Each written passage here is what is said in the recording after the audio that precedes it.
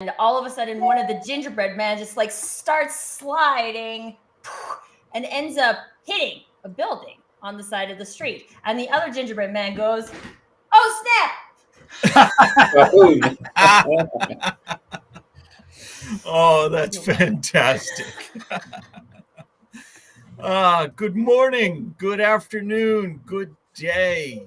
Welcome to another edition of the Digital Download, which is the longest running weekly business talk show on LinkedIn Live, now globally syndicated on the IBGN Internet Radio Network. Today, we're talking about how to unlock the book within you. And we're going to be joined by Joshua Lisec to help guide our discussion. A prolific ghostwriter, having worked on 80 full-length books and thousands of articles and sales pages, Joshua brings a wealth of experience in turning your expertise into influential written words. But before we bring him on, let's go around the set and introduce everyone. And while we're doing that, why don't you reach out to a friend and have them join us? Ping them. Let them know that this is an interactive experience. We strive to make the digital download audience-centric, so audience participation is highly encouraged. All right, with that, let's go with some introductions. Adam, would you kick us off, please? Yes, I'd love to. I'm Adam Gray. I'm co-founder of DLA Ignite, and I find myself back at my mum's house again, hence the fact I haven't got a Christmas jumper. However, I did pop out this morning, and whilst I couldn't find a jumper, what I could find eminently suitable for me. Oh, dear. Yes. That checks. Bah humbug. Yeah. It's important to own your personal brand, Adam. It certainly is. Yes. So this seemed eminently suitable for today. So hello and welcome, and it's lovely to be here in the last show of the year. Excellent. Thank you for that. Welcome. Tracy. Hello, everyone. I'm Tracy Borison, owner and founder of TLB Coaching and Events, a proud DLA Ignite partner. And I happen to love Christmas sweaters, aka Christmas jumpers. This one I have today happens to be a t-shirt. I have t-shirts, I have sweaters, I have long sleeve. I have this really amazing sweater vest my grandmother made for me. So if you're a fan of sweaters, then you should come and check out all of the live shows I'm doing next week, because I will have a different one on every single live show. That's my promise. Tim. Tracy, is it correct that you've actually told your husband that you're going to get a new Christmas jumper every year? Yes, I told this to Tim the other day. It's a collection, which means I need a new one every year. This is actually, oh snap, is new for this year. And also, I have every intention of, whenever it makes sense in the conversation today, to stand up and say, "Oh snap." That's me. I'm looking forward. So it's like an interactive jumper. Yes. Yeah, it's like a jumper. There we go. Rather Before we move on, I wanted to address a couple of comments. Alex joins us from the audience today. He says, "Hello, my digital friends. So sorry I couldn't be with you today. Happy Christmas to you and our beloved audience." Alex, were you just getting out of having to wear a Christmas jumper? that could be good. good. We wore one yesterday, Tracy. Well, maybe he only has one and he doesn't want a back-to-back. Yeah, but it truly was horrible, wasn't it? Yesterday's jumper that Alex wore. Now I have to watch the video. And Andrew Slesser says, "Good morning, afternoon, all." Wave to Andrew, and Andrew waves back to the monitor. So we're told. Welcome, Andrew. All right. Sorry for that distraction. Tim, welcome. Yes, my name's Tim Hughes. I'm the CEO and co-founder of DLA Ignite, and I'm famous for writing the book Social Selling Techniques to Influence Buyers and Changemakers. Excellent. Thank you for that. Welcome. And myself, I am Rob Durant, founder of Flywheel Results, a proud DLA Ignite partner, and I'm not famous for writing anything.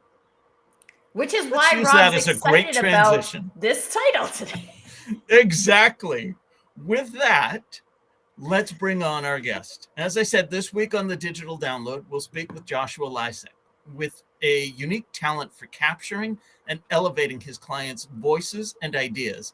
His works not only encompass diverse niches, but also have led to significant media coverage and opportunities for his clients, such as features in major news outlets and speaking engagements.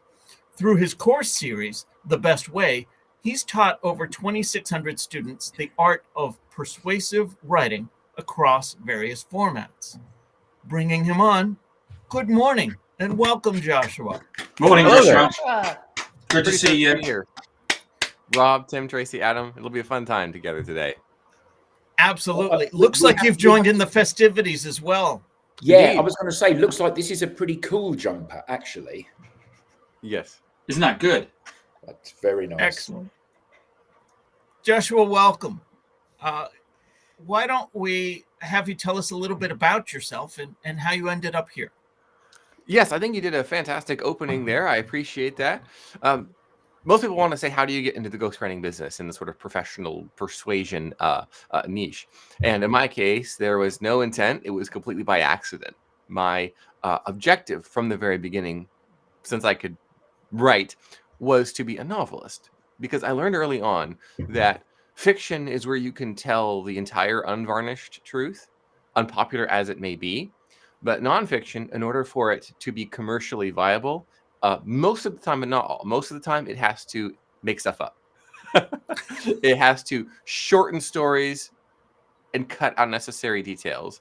And it has to make something big out of something that wasn't. This is why so many biopic films of famous people follow a 3-act structure, even if their life did not. And the everyday humdrum boring moments were not included. So I was never an aspiring nonfiction writer. I always wanted to be fiction. And so I had a small 2-book publishing deal with a small independent press. And I was 20 years old at the time. And then something interesting happened. As I'm signing copies and doing author events, workshops, panels, that sort of thing, taking selfies on flip phones back when you had to turn the phone all the way around and it would be off center and blurry. 2 of my readers, independently of one another, asked the exact same question. They said, Joshua, I've wanted to write a book longer than you've even been alive, and you went and did it twice on me. Can you just help me with mine? And both of theirs were autobiographies, memoirs. But they had found out the same problem that I've just identified. They said, when I went to write my own book, my own autobiography, I didn't even want to read it, much less write it. It was so boring. I was born here to these parents who worked in these fields, and we lived here for 5 years, and we moved. I don't want to read a Wikipedia article about my life. Who else would want to do that? I want something that's like a story, but mostly true. Not inventing facts. And that began my ghostwriting journey 12 years ago. Wow. Excellent. So let's start with this.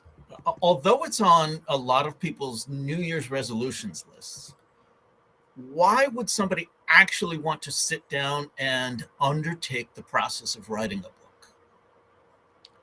There's usually 2 answers to that. The first answer is because I just want to. Because I just want to.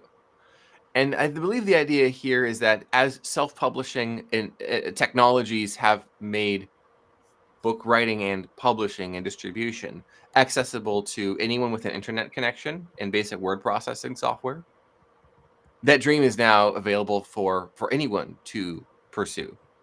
Because why not? It's the same reason anyone would pursue, let's say, a labor of love project. Roughly 90% of people want to write a book, according to the latest New York Times poll survey. But do 90% of people write a book?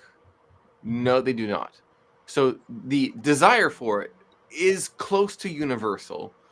The follow through on that, like with most things, most let's say most New Year's resolutions seem to fall through within the first few weeks. Like by Valentine's Day, completely gone.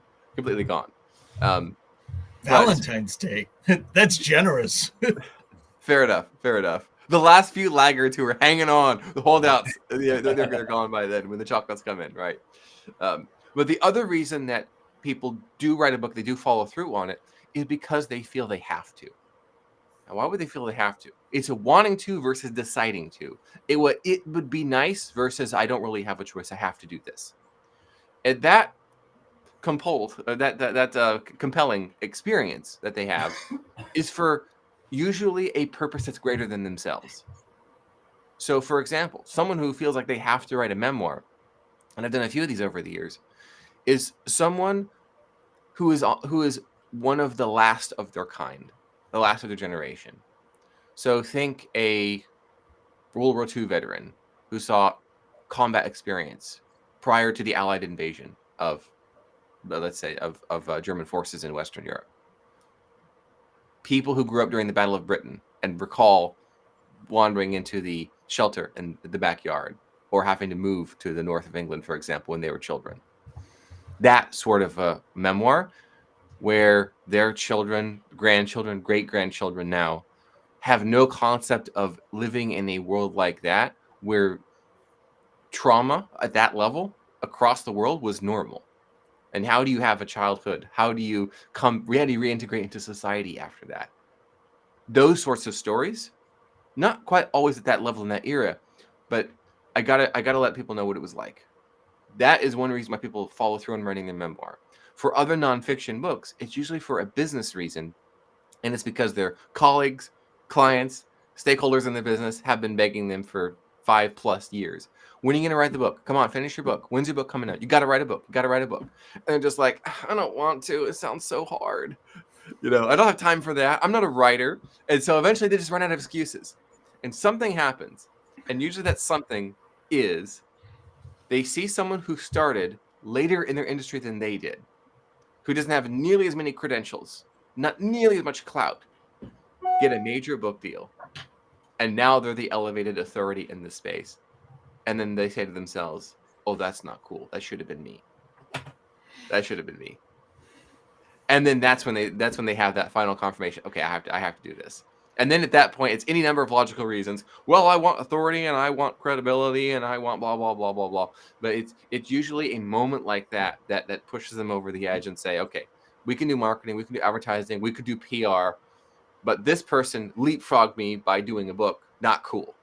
So there's both personal and professional reasons for doing that. And usually the personal reasons stay private and they don't share those on interviews. So how can writing a book impact the career trajectory of a mid-career professional or executive? Yes, we see across industries and in niches you could say a hockey stick rise in their visibility, their attention that they can command, where they become the news. A quick example of this is as a co-founder of a law firm that works with a lot of entrepreneurs and business owners and CEOs. And prior to Authorship, this client's name is Rafe. Prior to the release of Rafe's book, when he would be doing interviews, it would be the context is his business. His business, his career. There wasn't a call to action. And this is what the key is, where the value is for that leader. There's a call to action. Before a book, for a lot of them, there's not necessarily a call to action. Visit my website, connect with me on LinkedIn. There's no way to get and keep, or rather, no, there's not necessarily a reason to get and keep attention. Maybe there's a blog that you write, or you post some fun stuff on Twitter X from time to time. But when you have a book, you can accrue clout and you become the news. So now Rafe is regularly consulted by major business networks, appears on television, appears on the radio. He appears in mainstream publications where his ideal clientele are, or people who he can make deals with, who can open doors for him. Are, hey, Rafe, saw you in this, saw that you wrote this book. I wanted to connect with you. I think I want to do business with you in some way. Versus just going out and promoting his, let's say, name, his personal brand, where there's not really a reason to do so. So what a book does is it gives you a reason to become the news. So they don't say, okay, we're going to talk about this person who's in need of a new job. Like, that's not really a reason to assign you authority, credibility, and a perception of expertise. When you've got a book, you become the news. You become a source of information. And so whenever Rafe is quoted in the media or interviewed by a journalist in a major publication, they always say, Rayford Palmer, author of.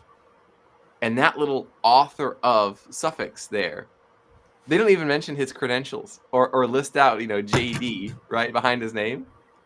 They put Rayford Palmer, author of. And so by becoming author of, there is a significant assignment of credibility and expertise so that you can effectively throw a line into the next thing that you want to do.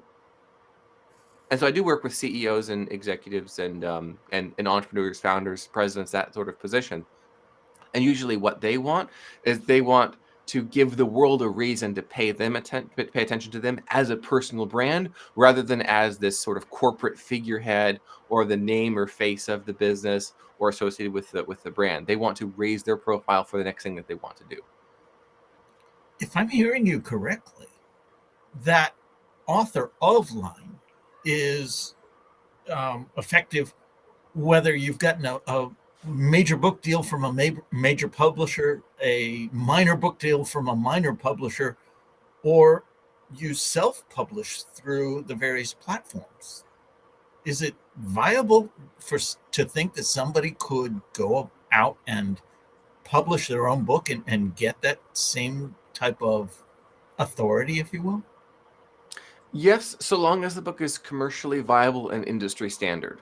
So not necessarily a cover thrown together with stock photography that makes it look like every other single cover that's thrown together by self-publishers with stock photography, where the paper is white and cheap looking and the fonts used, the typefaces that are used, are all the ones that are default inside of Microsoft Word or from Google Docs, for example. It's like, oh, this is a Google Doc in print. This is not a real book.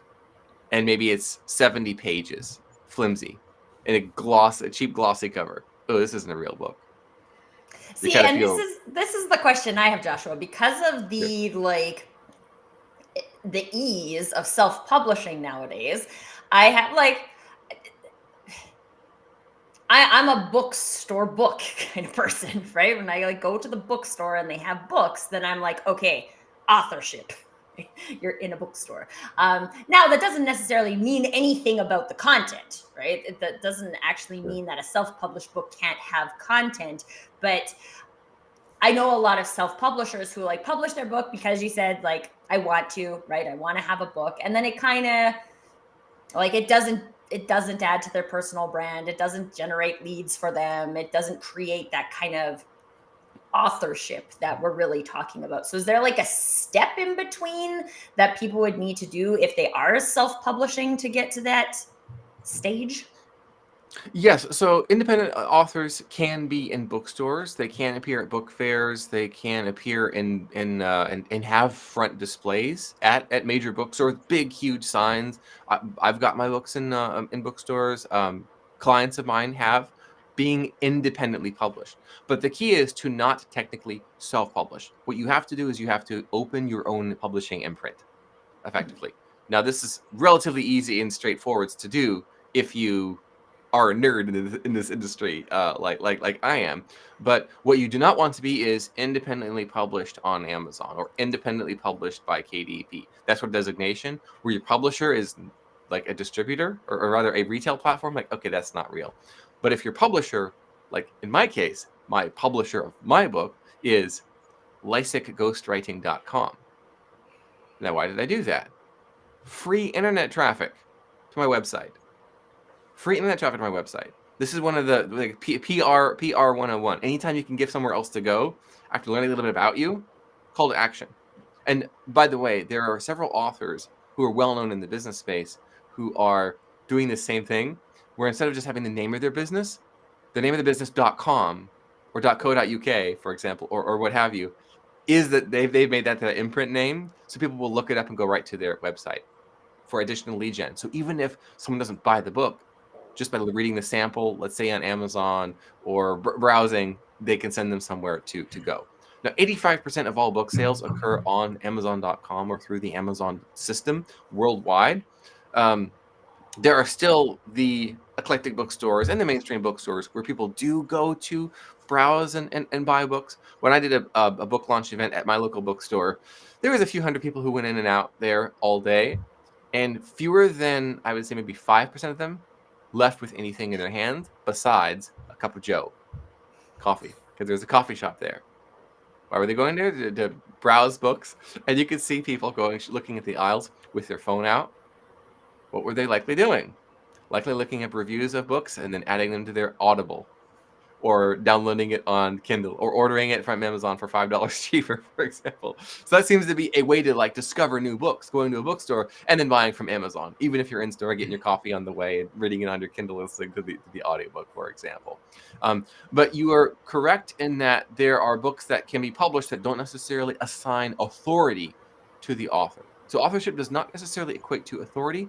It has to do with the seriousness that people come to it with to create a commercially viable industry standard product. For example, there is a refrain amongst business authors, be they executives or entrepreneurs, and that refrain is, a book is the new business card. A book is the new business card. And they treat it as such. A lot of people do what? They go to vistaprint.com to do what? Get their low cost, nearly free 500 business cards printed that have a free template available where they just type in their name, they type in their address and whatnot onto the business card and have it done and shipped. And look how fast I had this. This was so easy. I love Vistaprint. Sent me my 500 business cards for $15. Shipping was included. Wow, it's so cool. It's a business card. Now, what happens with a business card is most people will throw it away after looking at the person on LinkedIn, seeing if they like what they see. We don't quite have the days of a Rolodex anymore for at least younger generations of business professionals, and also people who don't want to have stacks of business cards lying around. When we bring that same perspective to authorship, Amazon KDP, so cool. Anyone can write a book. Look, I can just throw up a cover that I made inside of Canva or Microsoft Paint that I really, really like and is so cool. And I just added a bunch of blog posts to a Google Doc. I threw chapter names on them, and now I got a real book. Download it, use the free software Kindle Create to create both the soft cover and the ebook. And I really like this title because it's based on a poem that I wrote when I was a kid. Oh, it's so meaningful to me. And then they throw it up on Amazon KDP and sell 4 copies in the first month and wonder what went wrong. It's a slight exaggeration, Tracy, just a slight exaggeration. But that mentality of a book as a new business card, the trouble is that carries over into the printing of business cards versus this. Now, someone who wants the best business card they could possibly have is probably going to hire a graphic design firm, or they have an in-house graphic designer already because they want the best. They're going to do what? They're going to think about personal branding. They're going to have a strategy. They're going to think, what associations do I want people to have? Well, I may not necessarily want light blue because that's super common. I also don't want colors that give off a warning like red or orange. See, they're aware of these things. They have an understanding of consumer psychology before they jump into this and, wow, look, it's so easy, cheap, and free. If it's easy, cheap, and free, everyone's going to do the easy, cheap, and free route. And so you're going to have a lot of people stack up at the bottom with crappy business cards and crappy books, frankly, that are about as worth a business card, which is free, to receive, and you probably throw it away, or at least forget it as soon as it's out there. So the same, let's say, care brought to a business card and your personal brand and perception of value, what your name means. Is there going to be a personal brand watermark? For example, the J.R.R. Tolkien, J.R.R.T. that are together that make up his logo. Imagine taking that same care to your personal brand and same thought going into how you want to represent yourself. That same mentality applied to authorship gets very different results, especially when you put a direct response copywriting spin on your book. Direct response copywriting, of course, is what advertisers do, be they internet or print or what have you, to go from someone not having heard of you before, seeing your ad and say, oh, I think I need that. Oh, I think I want that. That sounds interesting. That's what I've been looking for. How'd I know? That level of resonance and relevance. When you bring that to a book, the title and subtitle then become a headline, meaning the title and subtitle must elucidate a desire that customers, clients, stakeholders, people you want to connect with and have read your book. They read your title and go, whoa, that's new, that's different, that's interesting. What's that? I want that. I want that.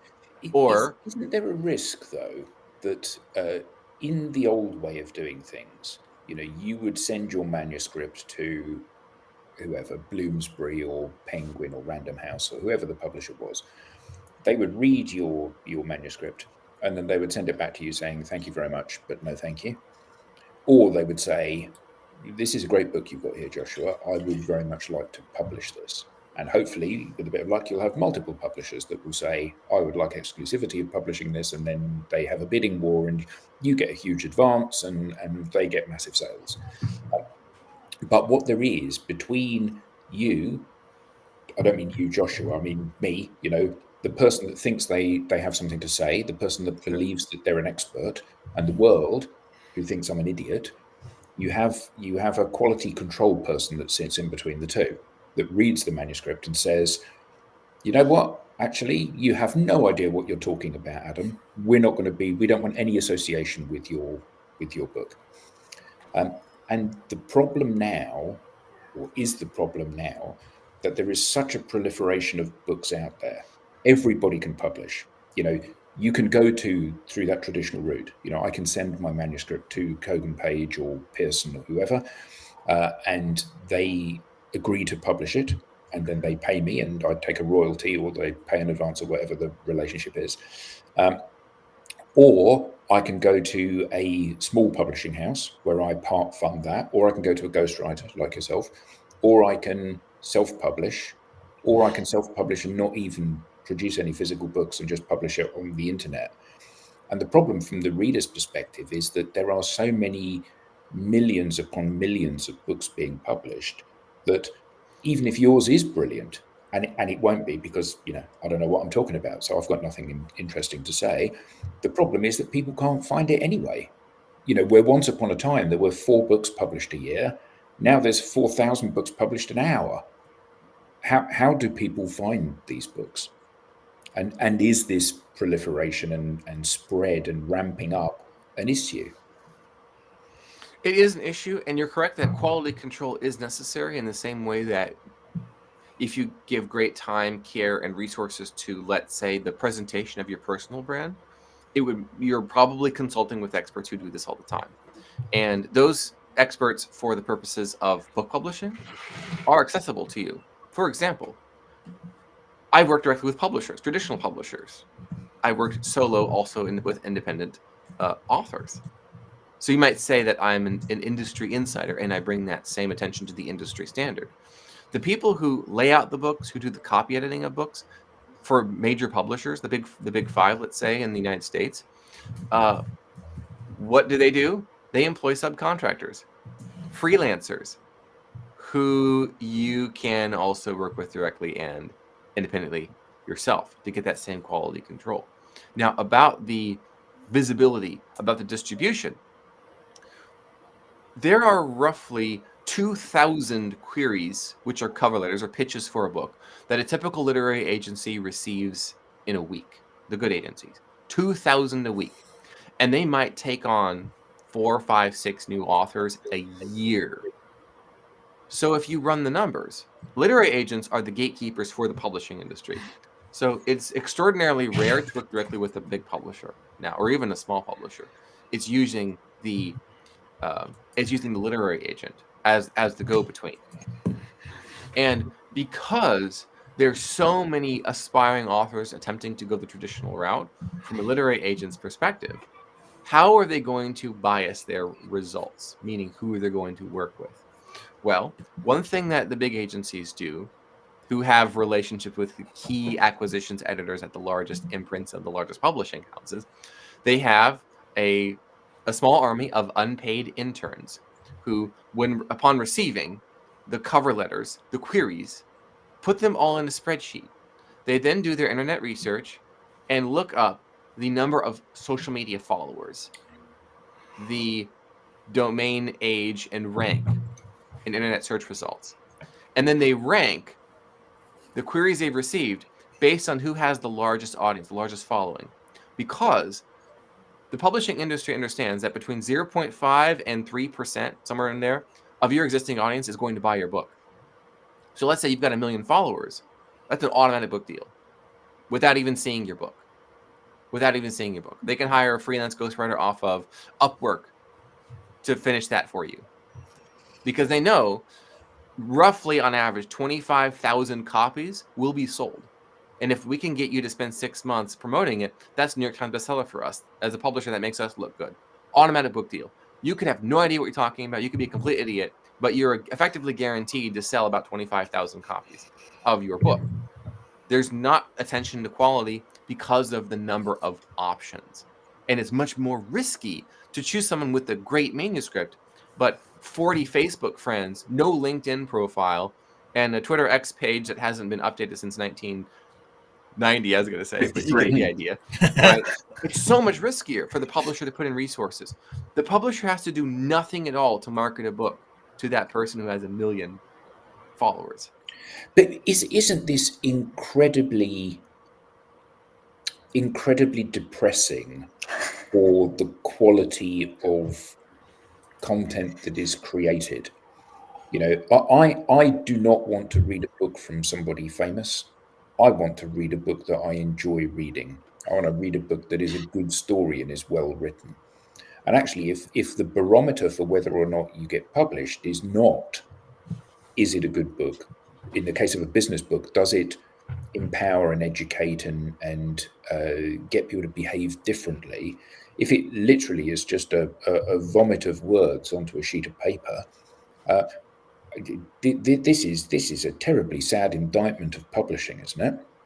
And I say this because both Tim and I have written multiple books that have been published through traditional publishing houses, and it's one of the greatest, I guess, the greatest concerns of mine is that from a business perspective, and we're both non-fiction authors rather than fiction authors. From a business perspective, my concern is that I spend, and I know I speak for Tim here as well because we wrote a book together, I spend a huge amount of time thinking about what is it that I'm trying to communicate? What action do I want people to take? How can I educate and encourage these people to take this action for their own benefit? How can this thing that I'm creating make a difference to the reader? And I certainly know from my experience, and when Tim and I worked together, and the book was written, the draft was written, it was submitted to the editor. The editor came back and said, you need to rewrite this, and you need to rewrite this, and this isn't very clear, and I don't understand this, so you need to word this a different way. And it was very much an iterative process until what was created was something that you could put in front of somebody, you could expect them to read it and understand what was said and hopefully take action and benefit from that. And then on the back of this, we then see books that are published by people that do not deploy that level of diligence. They don't really care what they say. They want to have a book, exactly your point, Joshua, that this is a business card, and better to put a 200-page book down in front of you than it is to put a square of paper down in front of you to prove my credibility. And that's the is that the death knell to publishing and the creation of books? I'm going to redirect the conversation at this point. Let's table the fact that most of the books out there suck, because the book that's in me is really, really good. And we're unlocking the book within our audience. Theirs is really, really good. Yeah, there's competition, but competition's no damn good. Thinking about the book within you, and 90% of people want to unlock the book within them. Some might even get to the point where they do something about that. What are the common challenges professionals face when translating their industry experience to authorship? And I open this to the 3 authors we have on screen now. Joshua, I'd like your take on that, but Tim and Adam, you've both been through that process as well. Please share your experiences with that. How do I get... Please go ahead. Yeah. So may I close the loop with Adam and then open this one with you, Rob? Have at it. Okay. So what's not going to change, Adam, is according to Nielsen, which is above BookScan. The BookScan is the New York Times and other major newspapers. According to Nielsen, 92% of all book sales are attributable to word of mouth marketing. That's where we want to focus our attention. So whether you have a large enough audience or a big enough name to get a book deal traditionally, or let's say your book is industry standard because you've taken the time and due diligence to hire industry professionals for each of these things, even just borrowing the same people who work at Penguin Random House or Henry Holt, for example, because they just hire subcontractors off of Upwork. They just hire random, for freelancers and they just send the work to them. That's who you're working with. If it's a traditional publisher anyway, you can hire them outright as a self-published, as an independent author, and take that time and attention to produce a word of mouth marketing worthy book. And that is not going to change someone doing a little social selling for you. Now, with you, Rob, and this question of would people get stuck? It's on exactly this. What is a commercially viable book? What is a word of mouth marketable book? And whether the person is going traditional or going independent. Usually the issue that I see consistently that kind of dooms a book, even if it had all the makings of 2.5% of or 3% even or more of the audience buying the book, and it flops despite what the publisher anticipating. Or let's say I have a really small but engaged audience and I know they're going to praise it and market. I'm going to get to 1,000 copies sold real quick and then it's just going to take off from there. One of the reasons they don't get there is because the promise is not enticing enough. It's not interesting enough. It's not pattern interrupt. It's not provocative. It doesn't build tension. It just kind of sits there. Like, let's say, An Executive's Guide to Productivity. That is really boring, and it sounds like about 5,000 other books on it. Or it will have an obtuse, maybe a little bit of an arcane title. Something, let's say, just picking the leadership productivity, it would be something like Winter's Secret.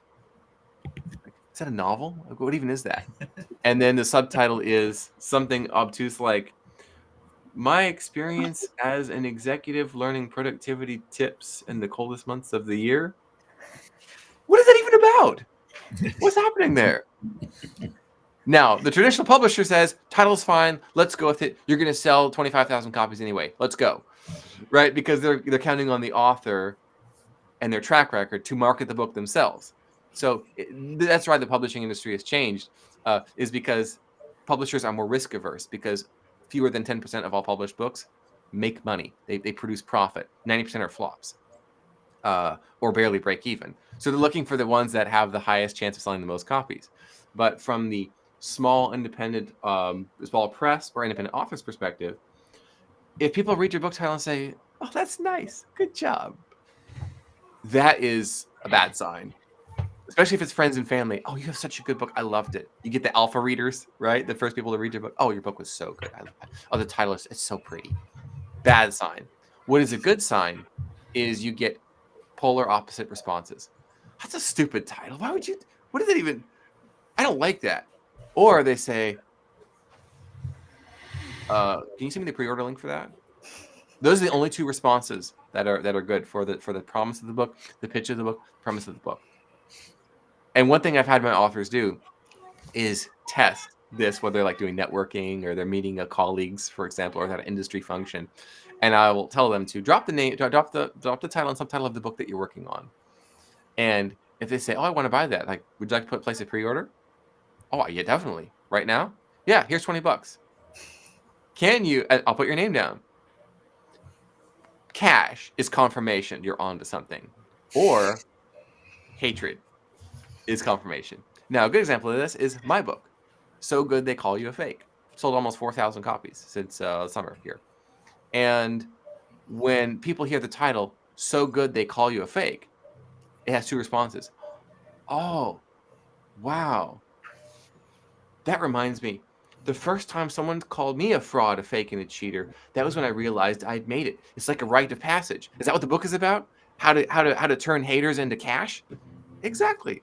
wow. And then they immediately get it, and then they want to buy it, and then they want to buy 5 copies of it. Right? I hear that a lot. People buy 5 copies, 10 copies for Christmas gifts, that sort of thing. Or they will say, I don't want to be called a fake. What are you talking about? And they get a little uppity and a little offended, actually, when they first hear the title of the book. I don't want to be called a fake. That's my reputation at stake. And you'll see one of those 2 responses. So the title is kind of like a headline in an ad, where if the headline is awful, it doesn't matter how great the product is. It's not going to get the attention. It's not going to get the engagement. So spend 80. I think it was Dan Kennedy, the copywriter, who said you should spend 80% of your time writing a headline of your advertisement. Not even the body copy on the sales page itself. It's all about the headline. And I feel that's the attention and care that ought to be given to the title and subtitle of the book. Is the promise unique, interesting, enticing, exciting enough, curiosity, arousing enough, energizing enough? Or is it, that sounds like 50,000 other books? Is it health and wellness principles for longevity? I feel like I've read that book before. Now, the best way to do word of mouth marketing, if word of mouth marketing is what sells the most books, the best way to doom it is to get the headline right and then botch everything else. Where let's say you have an exciting book title. I'll offer up mine as a bad example of this, hypothetically speaking. So let's say my book, So Good They Call You a Fake, is about how to get attention and turn all kinds of attention into greater personal brand awareness, recognition, so on and so forth. But then you open the book and I say things like, one of the best ways to get attention is to get reviews on your LinkedIn profile. A review on a LinkedIn profile is where someone can recommend. I already know that. Why? I can find that for free online. I'm offended. 1 star. Not only am I not finishing that book, I'm not telling anyone about it. So that seems to be an issue that you have with both of them, where either, and I see this a lot, by the way, they'll absolutely nail the subtitle and title of the book, but then the content is effectively Googleable or Chat GPT-able, or I already know it. And so I feel like it was clickbait, effectively, right? Or the other way around, where you spend years on the content based on your knowledge base and expertise, but then the title and subtitle, they just sit there and there's no emotional cultivation, be it positive or negative. It's just, that's nice. That's accurate for the title of the book, yes. It's just nice, and it's not going to go anywhere. We got to have both quality content and this exciting but polarizing title of the book that says, no way, that's terrible. Or they say, can I pay you 25 right now?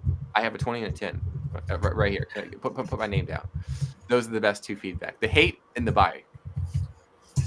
We have a question from our audience. Andrew Slesser asks, once there is a trend in the market, do major publishers suddenly saturate the market with similar themes, but inferior in content? And if so, how are the public able to identify this without losing enthusiasm? Would you like me to go that, or Tim or Adam, do you want to take a stab at that? No, you're the expert. Joshua, it's your show, mate. Sure thing. So, if you have been to, I can go back a few years. One of my very first jobs was working at a library, and one of the jobs that I did at a library was to unbox. This is almost 15 years ago. Was to unbox new books that had come in, and you could see which books were being ordered in which quantity. Did we order 2 copies of it, or did we order 200 copies of it, and all of them have been reserved, and so we have to set it to be 7-day checkout. A lot of libraries here in Ohio and in the States generally, it's like a normal 21-day checkout, but 7 days checkout. Oh, there's really something here. And whenever there was a fiction craze, you would see, for example, in the late 2000s, every book was about every fiction, every novel seemed to be about learning wizardry, witchcraft, necromancy, sorcery, for some odd reason. And then a few years later, all of a sudden, every book, every novel had a vampire versus werewolf theme, a sort of a love triangle scenario. A few years after that, all genres had a strange little kinky BDSM twist. All of a sudden. How strange. After that, everything was about zombies. Zombies, zombies, zombies everywhere, across everything. Even genres where you would not typically see elements of horror brought in, like a hard-boiled detective mystery. Guess what? It was zombies that did it, right? And so the question, the commenter, the question is the answer. Yes, they do, and the reason why is the author who wrote the other book, the one that started this trend in the first place, because they probably took more time and care in producing that book, they're not able to keep up with the demand for it. So what the publisher do is they will flood that genre with similar books, similar titles, even similar characters to give the reader something to do. Think of it almost like as a subscription business where we want our readers to pay us $20, $30 a month for a new book. We got to get those books cranking out. Got to get them cranking out. If the author can only finish one every 2 years, that's not going to work. That gives us 23 other books we need to have the readers buy in that time frame to kind of create a subscription model almost by another name in this category, in this genre. That's why they do that. And we see something similar happening in nonfiction where books usually on a trend that's in the industry, it will show up and everyone will have an opinion on it or an experience. And the best way as an astute consumer to decide what book to read is what book is being recommended to you. What book is being recommended to you? Now, a book recommendation is not, gosh, everyone on my LinkedIn is talking about all of the same book all at the same time. The issue with that is if everyone's thinking the same thoughts after the same author, the people you're interacting with are probably not going to have fresh thoughts, probably not going to have fresh experiences or fresh ideas. Everyone's going to be showing up at the same meetings with the same one-liner from the book that they all remembered. And you're not getting the diversity of ideas that's essential for effective problem-solving decision-making. The best book reviews, in my experience, there's two of them. This is the best book I've ever read on this topic. And it's like, I never even heard of that author. I better go look it up. It was published in 2017. How? I never heard of this person. And there was somebody praising that person in person online, and you'd not heard of them. But the review, the word of mouth marketing that's been done was rich. It was complete. It was, from the reader's perspective, it was life-changing for them. I gotta go look it up. And they go look it up. Versus, guys, I love this book that everyone else is saying that they loved. It was so wonderful. You should buy it too. Here's my affiliate link. Wink, wink. Like, okay, we see what you're doing there. The other type of praise that's helpful is complete bashing of the book. This is one of the worst books I've ever read on this topic. Blah, blah, blah, blah, blah, blah, blah, blah, blah. Criticism, criticism, criticism. The author obviously never did the research. It's terrible. It's horrible. Oh, so it might be good then. The more intense and generic the negativity directed towards a book, the more useful, practical, and valuable the ideas usually are. It just happened to be that the author had an opinion, maybe perhaps a barbed opinion on an issue that rubbed the reader the wrong way, and so they're going to trash the book. So some of the best books that you'll find that are actually useful to you are those that the author was willing to boldly state their view on something, as unpopular as it was, and risk getting these novel-length negative reviews where it's one ad hominem attack after the next at the author, and there's not any negativity about the book itself. So both of those, the detailed praise review recommendation, as well as the detailed yet generic ad hominem attacks at the author about how terrible of a person they are, no one should ever read this book, it should be banned. Those tend to be the positive recommendation that means the book is worthwhile for reading. So let's explore those brilliant ideas a little bit. My idea is brilliant, but the book is locked within me. Our audience has an idea, and the book is locked within them too. Can you walk us through the ghostwriting process, especially how you, Joshua, work with a potential author to help capture their authentic voice and insights of that professional that you're working with?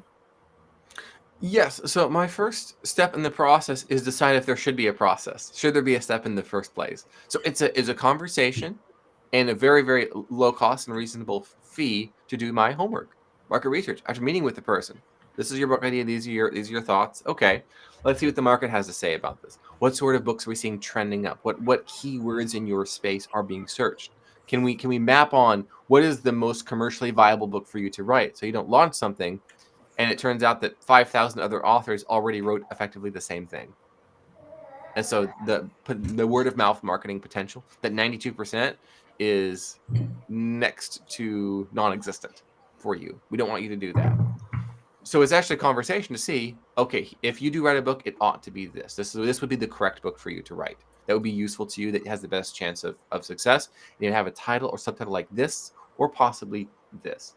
Some authors go, no, that's not the book I want to write. Screw you, Joshua. And that's the end of the conversation. Where their ego is leading them astray, as opposed to what the market is actually saying that they want. And then from there, let's say, okay, Joshua, you're the expert. Let's do this. I have in my stable at Lisec Ghostwriting all of the industry standard, let's say, provisions available, deliverables available. So when someone says, okay, well, we want a book, you actually get a book, not a Word document you have to figure out what to do with, right? So the formatting, the graphic arts, the cover design, the things like the ISBNs and the other metadata, like a publisher's cataloging and publication block, without which you can't get into bookstores. That's a little thing most independent authors aren't aware of. And then what's the marketing plan? What's the distribution like? How do we write the book description, the blurb, the log line, all of these things that go into this. Plus, what is the best way to market this? What's the copy we use? How do we promote this?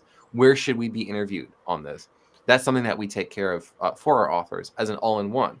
And the reason it's all-in-one is because it's what authors need. My very first iteration of working with authors was, okay, we're done. Here's your Word document. I'm holding up a non-existent digital file, right? Here's your non-existent book. Well, no, I want a book. I don't want a Word document. Okay, well, I guess we have to figure this out. And then pull in the same people to our fold and vet them, have a sort of a curated staff, you might say, of people who have done traditionally published books for the big 5 publishers. So we have that identical process for the quality control, like you were saying, Adam, the quality control and the process of writing the book, structuring the book, revising the book, adding the appropriate number of citations, citing them according to the Chicago Manual style, all the things that make a real book a real book. But it starts with, does it make business sense for you to even do a book at all? And if you did, what would that book be? What's the risk associated with it? What's the size of this market? Those sorts of questions before we jump into actually doing a book, because we might find, yeah, if you want to create an information product, it should be a $47 masterclass that you record in this weekend. Here's the equipment you should buy for it. Not a book. It doesn't make sense for you to do a book. And if that's the case, we will tell them. Otherwise, you're going to write a business card book, perhaps.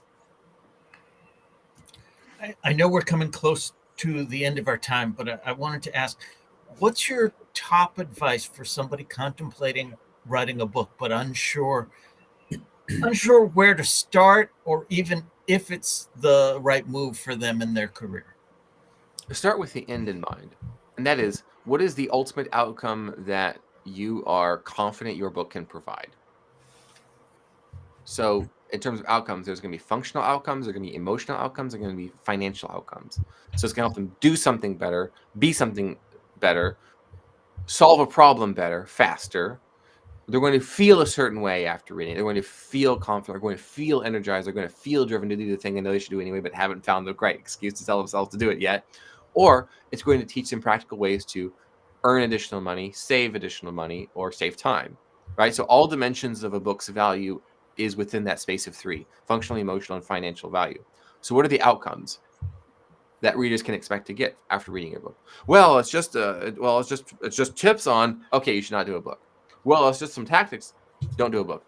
Well, I've got some stories. Don't do a book. What we need to get clear on is, what is your value stack of the functional, emotional, and financial value that you can provide readers. Well, after reading this book, you will be able to, if you can fill in the blank there, that's where you should start as an aspiring author. After reading this book, you will be able to, and then you should be able to blast out 10, 15 bullets that all align with functional, emotional, or financial value outcomes.